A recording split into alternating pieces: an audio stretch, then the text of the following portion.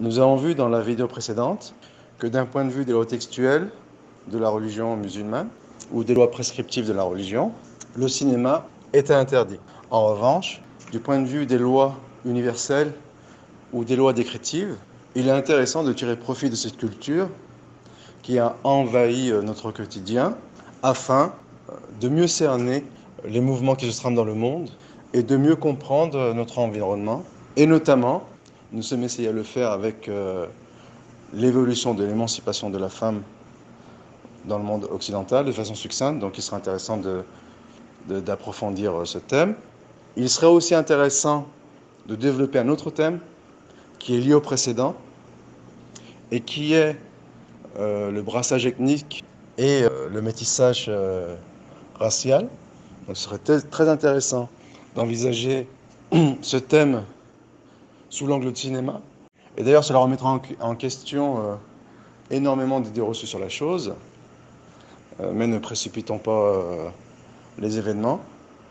Ici, pour introduire mon propos, j'aimerais souligner un point en étayant avec certaines preuves en l'espèce, au sujet de la propagande du cinéma. Il faut savoir que le cinéma en tant qu'art est un outil de propagande considérable.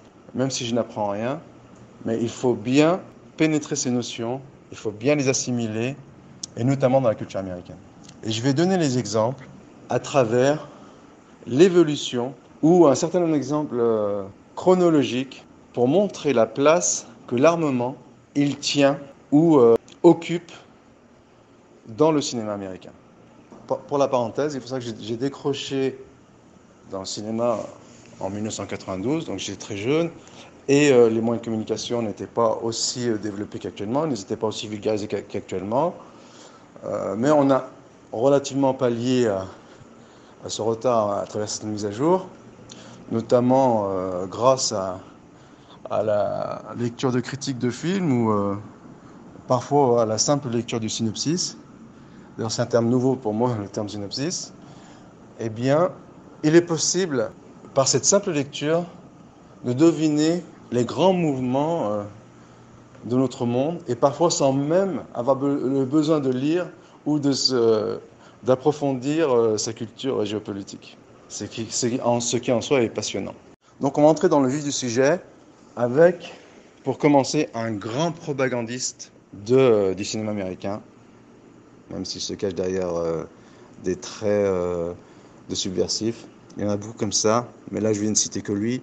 Donc on pourrait citer Tarantino, un faux subversif. On pourrait citer Oliver Stone, même s'il l'est plus que d'autres, mais c'est également un faux subversif. Ou en tout cas, il reste quand même dans les limites du système. Eh bien, Clint Eastwood, il a rendu un fier service à sa nation, notamment avec la série de films sur l'inspecteur Callahan, notamment Magnum Force, dans lequel il dit « Ceci est un Magnum 44, le plus puissant revolver du monde. Il pourrait vous arracher la tête comme le vent vous enlève votre chapeau. » Eh bien, il faut savoir que cette phrase n'est pas du tout anodine. Elle s'inscrit dans un contexte particulier. Déjà, l'inspecteur Callahan s'inscrit dans le contexte d'un tueur en Syrie au début des années 70 d'une affaire qui n'avait pas résolue, ou en tout cas qui posait la problématique de la dimension morale de traquer un tueur en Syrie en le mettant à mort sans sommation. Donc, en quelque sorte, Harry Callahan, il exprimait ses frustrations, il exorcisait ses peurs avec le rôle du super flic anti-système, anti-moral. Mais en définitive, il est le cœur du système. Eh bien, ce Harry Callahan, sous ses airs naïfs, anti-système, il défendait une cause et qui est la rivalité avec la fameuse arme de poing russe qui est le Makarov. Le Makarov, c'est une révolution dans le domaine de l'armement. Bon, bien sûr, c'est pas mon domaine. Pour répondre aux performances du Makarov, qui à l'époque était peut-être l'arme la plus puissante au monde, eh bien, ils ont imaginé cette série de films pour mettre en valeur les vertus du Magnum 44. Donc, selon ces deux modèles, il y a le Magnum revolver et le modèle pistolet automatique. Et c'est d'ailleurs pratiquement à la même époque que l'on découvre ces deux revolvers, et de façon superbe, d'un point de vue bien sûr purement artistique, avec Starsky Hutch, l'un portant un 44 et l'autre un 45 automatique. Donc c'est le 45 automatique et le 44 Magnum, version revolver. Et donc dans cette même période, on assiste aussi à l'émergence du Kalachnikov, qui est une arme redoutable, notamment elle résiste au contact de l'eau.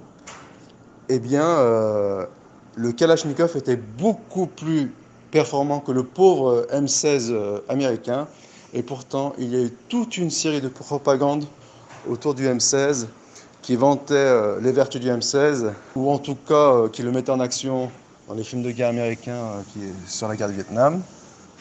Eh bien, c'était en réaction ou pour faire propagande du M16 qui rivalisait avec le Kalachnikov. Ensuite, pour réagir face aux performances de l'avion russe ultra sophistiqué, le MiG-21, l'armée américaine s'est sentie obligée de faire la propagande, bon, bien sûr pour une double raison, par rivalité, mais aussi pour mettre en valeur son armement, du film, par le biais du film Top Gun, qui met en valeur le F-14, en sachant qu'éventuellement le MiG-21 était plus puissant. Eh bien, parmi les conditions auxquelles était soumis le réalisateur pour que l'armée américaine lui prête son armement, il fallait que les scènes aériennes se fassent au-dessus de la mer. Donc il y a cette dimension artistique, mais également propagandiste. Donc on pourrait étaler de la sorte énormément d'exemples pour entériner notre propos, mais on se contentera de cela. Donc on s'arrête au milieu des années 80. Et ensuite, récemment, il y a deux films qui font état des relations entre la Russie et les États-Unis dans le cadre du conflit syrien. Je ne vais pas entrer dans les détails géopolitiques sur ce conflit et la thèse de l'encerclement de la Russie ou de l'encerclement de la Chine en s'appropriant la route de la soie. Donc je ne vais pas entrer dans cette dimension du sujet. Mais en tout cas, il y a une chose qui est intéressante, c'est que l'un des deux films, il met en avant l'histoire d'un sous-marin américain en prise avec un sous-marin russe et qui met en avant un ministre de la Défense russe du côté des méchants. Et, fait nouveau, il met en avant un matériel russe extrêmement sophistiqué. Donc ici, le russe, il est peint sous une belle apparence. Mais en réalité, ce phénomène n'est pas nouveau. Déjà à l'époque de Reagan, dans les années 80, on présentait dans le film américain, hollywoodien, une image de relation de détente avec les Russes. Et ça cachait malheureusement le baiser du diable ou le baiser de Judas, dans le sens où quelques années plus tard, on assiste à l'effondrement du RSS. Eh bien, on est un petit peu dans ce climat, c'est qu'on montre, on ne change pas l'équipe qui gagne, on montre une image d'apaisement avec la Russie, et cette image d'apaisement, elle est le résultat de deux grands personnages historiques, mais ceux qui sont rentrés dans l'histoire, avec lesquels j'ajouterais Jacques Attali. Jacques Attali, c'est un personnage historique, il est rentré dans l'histoire, un petit peu comme d'Israéli qui était conseiller à la reine, il me semble que c'est Élisabeth II. Donc c'est exactement ce genre de personnage historique qu'est Jacques Attali. Eh bien, il faut ajouter à ce personnage historique deux autres personnages historiques que sont les grands stratèges Kissinger et Brzezinski. Et ces derniers ne sont pas d'accord sur la politique à adopter envers la Russie. Mais ça, c'est pas pragmatisme, hein. L'aspect moral, il est complètement exclu. L'un prône l'apaisement, donc en reconnaissant, on va dire, la répartition multilatérale de la domination du monde. Ça, c'est une preuve de l'aveu du déclin américain. Donc on prendrait par cela l'apaisement avec la Russie. Dans cette période d'apaisement avec la Russie, bien sûr, elle aurait une arrière-pensée qui serait d'affaiblir la Russie, donc ce n'est pas anodin, et la façon de procéder serait de s'allier avec la Russie contre un ennemi, non pas commun, mais qui est donc un ennemi américain, que sera l'Iran. Mais le fait est que l'Iran est un allié historique de la Russie. Donc, en retournant la Russie contre l'Iran, cela affaiblirait la Russie. Bon, bien sûr, les Russes n'ont pas mangé à ce pain-là. Ils n'ont pas mordu à l'hameçon. Et ils l'ont exprimé de façon officielle par l'intermédiaire de leur ministre de l'Intérieur. Et c'est la raison pour laquelle le cinéma hollywoodien, il dépeint une image négative du ministre de l'Intérieur russe, en sachant qu'il représente la vie officielle de la Russie, et donc forcément la vie officielle de son président Poutine, qui d'ailleurs est un président charismatique, dans tous les sens du terme. C'est-à-dire que l'État profond moderne, il s'est évertué à réduire au maximum les pouvoirs des présidents, donc déjà par le biais, bien sûr, du vote démocratique. Les gens s'imaginent que c'est un progrès, alors que c'est pour mieux les manipuler. Ensuite, en réduisant son mandat, lorsque vous réduisez un mandat présidentiel, la personne, vous la castrez tout simplement, parce qu'elle n'est plus libre d'aucun mouvement. Et aussi, ils ont mis à la tête de pouvoir des personnages qui sont purement des marionnettes et des guignols. Donc c'est de façon flagrante en France depuis Sarkozy. Donc Sarkozy c'est le premier guignol, mais le fait est qu'après lui, il y a eu des cas de plus en plus catastrophiques. Donc là actuellement on assiste au guignol par excellence, en sachant que le précédent était pas mal non plus, mais il n'avait pas atteint les degrés aussi bas. Eh bien, ce processus avait commencé aussi chez les Américains, avec Reagan. Donc Carter, on va dire que relativement Carter, il tenait encore la route, mais en réalité l'effondrement il s'est fait avec l'assassinat de Kennedy. Mais on va dire qu'il y avait encore des présidents charismatiques. Avec Reagan, c'est fini. C'est-à-dire Reagan, un comédien. Bush senior, c'est président de la CIA. Clinton, c'est un trompettiste. C'est un beau gosse, un flambeur. Bush junior, c'est un alcoolique. Obama, c'est le noir de service. D'ailleurs, on reviendra sur cette histoire de président Black. Et le dernier, là, c'est un personnage extravagant, même s'il a un certain charisme. C'est pour redorer le blason de l'Amérique, de redonner un coup de pouce à l'économie américaine en mettant un homme d'affaires excentrique aux commandes du pays, mais ça reste un pantin lui aussi. Et donc, ce qui est intéressant chez Poutine, c'est qu'il incarne cette espèce en voie de perdition de leader charismatique qui jouit d'une longévité au pouvoir. Et malheureusement, puisqu'on est à l'époque de l'inversion des rôles, eh bien, on appréhende cette chose, c'est-à-dire le charisme de Poutine, son charisme et sa longévité au pouvoir, on interprète cela comme une tare, alors que, en l'occurrence, c'est une qualité, c'est ce qui a permis d'ailleurs à la Russie à rester sur les rails et à lutter contre la mainmise des États-Unis sur la Russie. Poutine, il est une digue contre l'invasion américaine. Mais en réalité, là, nous sommes toujours dans les conflits classiques. Mais dernièrement, il y a eu un film qui malheureusement est complètement passé inaperçu dans la critique et qui en réalité est un film révolutionnaire. Il s'appelle 22 Miles. Donc il a été fait par le réalisateur Peter Berg, qui est assimilé au nouveau Tony Scott. Mais j'y vois aussi énormément de points communs avec Ridley Scott, dans le sens où c'est un propagandiste fidèle.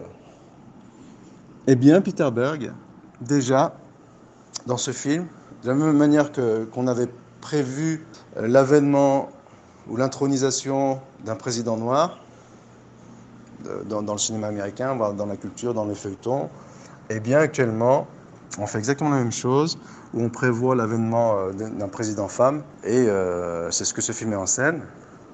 Mais il y a encore plus révolutionnaire, donc on présage que le prochain président américain sera une femme, et que par ricochet ça se fera en France, à moins que pour des raisons de calendrier ce soit l'inverse. En tout cas, ce qui est de plus révolutionnaire dans ce film, ce n'est pas les moyens extraordinaires, les moyens techniques extraordinaires, technologiques extraordinaires dont dispose la Russie, parce que c'est un moyen de justifier les budgets de l'armement américain. C'est-à-dire que regardez, l'ennemi est puissant, donc soyons encore plus puissants face à ce danger. Mais ce qui est vraiment révolutionnaire dans ce film, Et il est possible que ce soit du jamais vu, en sachant que, bien sûr, comme je disais, j'ai décroché depuis 92, donc il y a peut-être des choses qui m'échappent. Mais en tout cas, ce que je pense qu'il y a de réfléchir dans ce film, c'est que pour la première fois, nous assistons à une défaite américaine. Et le pire, c'est que ce n'est pas une défaite de l'armée américaine, c'est une défaite des forces spéciales américaines. Donc ça, c'est un phénomène qui est complètement nouveau et qui éventuellement met en avant une nouvelle politique de l'establishment américain, en sachant que ces dernières années aussi, on a eu droit à des films qui sont la pure propagande, sur la Maison Blanche qui se fait attaquer par des forces ennemies, même si ce n'est pas nouveau pour le territoire américain, mais c'est nouveau pour la Maison Blanche. Donc ça, c'est la pure propagande. Mais là, cette défaite des forces spéciales américaines, ça cache une nouvelle orientation de l'establishment américain, étant donné que je ne suis pas à l'actualité, donc je serais incapable de dire ce qu'il en est, mais après on peut deviner. Voilà. Il faut savoir que la présentation de la défaite dans la culture cinématographique, elle n'est absolument pas le lot de la culture américaine. On peut mettre en avant le fiasco, par exemple, du Vietnam. De toute façon, dans les faits, c'est une défaite. Et il y a d'ailleurs, à cette époque-là, à l'époque du Vietnam, des expressions pathologiques de la défaite, avec des films comme Les Dents de la Mer, ou même L'Exorciste, mais on ne va pas entrer dans ça. En tout cas, il y a cette présentation du fiasco américain, mais sans montrer une armée défaite. Donc l'armée américaine, elle reste une armée dominante, contrairement aux Anglais. Étant donné que les Anglais ont perdu leur leadership, donc dans leur culture, il n'y a pas de mal à montrer des défaites de l'armée anglaise. On le voit avec deux exemples, sur le Zulu Land, c'est un film dans les années 60, au milieu des années 60. D'ailleurs, il y a une autre bataille de cette même période qui a été faite à la fin des années 70-78, qui montre une défaite de l'armée anglaise, avec une dimension dramatique extraordinaire. Et on le voit aussi avec ce film de Richard Attenborough, qui est Un pont trop loin, et qui montre un fiasco terrible des Alliés après le 6 juin 1944, qui est la débâcle des Alliés suite à leur débarquement en Hollande, qui a une dimension dramatique très forte dans ce film. Mais voilà, ça s'arrête là. C'est chez les Anglais, oui. Mais chez les Américains, non. Les Américains, c'est encore la culture dominante, donc il ne peut pas y avoir de défaites. Après, il y a des défaites masquées, ou des fausses défaites. C'est-à-dire qu'on dégomme 1000 autochtones, 1000 indigènes, et on perd une poignée de soldats. Oui, ils savent le faire, ça, les Américains, avec la chute du Faucon Noir. Et plus récemment, il me semble que c'est un film qui s'appelle 13. Et il y a aussi un autre, d'ailleurs de Peter Berg, le propagandiste, du sang et des larmes. Oui, là, ils savent le faire. C'est-à-dire 4 contre une armée, ils dégomment tout le monde, il y en a 3 qui meurent. Oui, ça ils savent le faire. Mais une défaite symbolique de l'armée américaine, ça, c'est quelque chose qui est complètement nouveau et qui annonce un revirement de la politique américaine.